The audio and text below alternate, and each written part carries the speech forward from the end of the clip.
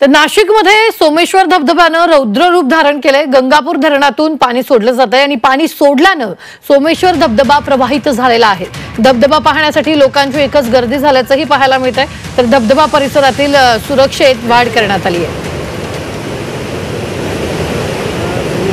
पाणी सोडल्याने सोमेश्वर धबधबा प्रवाहित झालेला आहे। तर धबधबा परिसरात सुरक्षेच्या कारणास्तव वाढ करण्यात आली आहे। धबधबा पाहण्यासाठी मोठ्या प्रमाणात गर्दी होते आणि या संदर्भात ताजे अपडेट देत आहेत आपले प्रतिनिधी योगेश खरे। योगेश, आपण जर पाहिलं तर पर्यटकांची मोठी गर्दी तिथे धबधबा पाहण्यासाठी होते। सुरक्षा व्यवस्थेत वाढ करण्यात आलेली आहे, नेमकं काय? खरंय, या हंगामातला सर्वाधिक पावसाची नोंद ही त्र्यंबकेश्वर इगतपुरी परिसरात होऊ लागली आहे आणि त्यामुळे गंगापूर धरण हे मातीचं असल्यामुळे इथला विसर्ग वाढवण्यात आलाय। आतापर्यंत 3000चा विसर्ग हा झालेला होता, मात्र नुकतंच दुपारी 6000चा विसर्ग जवळजवळ करण्यात आला 6000 क्युसेक्स वेगाने आणि त्यामुळे या हंगामातला पहिल्यांदा रौद्र रूप जे आहे ते आपल्याला सोमेश्वर धबधब्याचं पाहायला मिळतंय। आपण बघू शकतो की किती मोठ्या प्रमाणामध्ये या सहस्त्रधारा आपल्याला पाहायला मिळत आहेत। खरं म्हणजे गंगापूर धरणापासून काही 1.5 ते 2 किलोमीटर अंतरावर असलेला हा धबधबा आहे।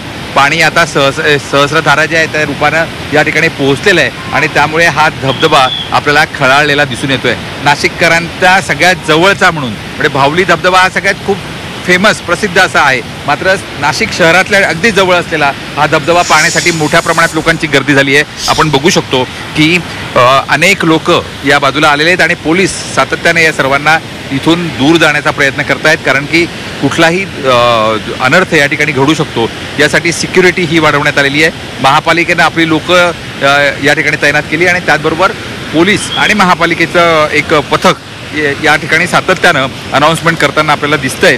एकूणच जर परिस्थिती बघितली तर सध्याची परिस्थिती जरा धोकेदायक अशी बनलेली आहे आणि त्यामुळे सुरक्षा व्यवस्था या ठिकाणी वाढवण्यात आली आहे। पण एकूणच या धबधब्यानंतर आपल्याला हाच पाणी जे आहे हे रामकुंडावर जाताना दिसतं आणि रामकुंडावर सुद्धा संध्याकाळपर्यंत पूर वाढणार आहे आणि त्यामुळे गोदावरीच्या आजूबाजूच्या गावांना सतर्कतेचा इशारा हा देण्यात आलेला आहे।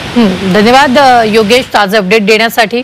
आम्ही वेळोवेळी तुमच्याकडून या संदर्भातले ताजे अपडेट घेत राहणार। तुर्तास आपण पाहतोय धबधबा पाहण्यासाठी लोकांची गर्दी वाढलेली आहे। धबधबा परिसरात सध्या सुरक्षा व्यवस्था ही तैनात करण्यात आलेली आहे।